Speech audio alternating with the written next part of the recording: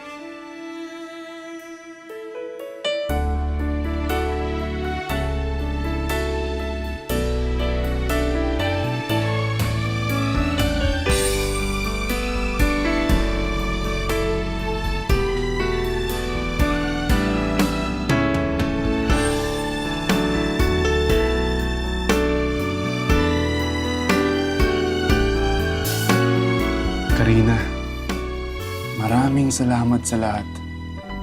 Dahil pinatuloy mo ako sa bahay mo. Pati na rin sa buhay mo. Kahit dumaan lang ako at pansamantala lang, lagi mong tatandaan na ang laki ng naging bahagi mo sa akin. Ikaw ang huling taong nakasama ko. At higit sa lahat, minahal ko. Pasensya na kung di ko nasabi sa'yo. Hindi ko nasabi dahil di na rin naman kailangan eh. Kasi mamawala din naman ako.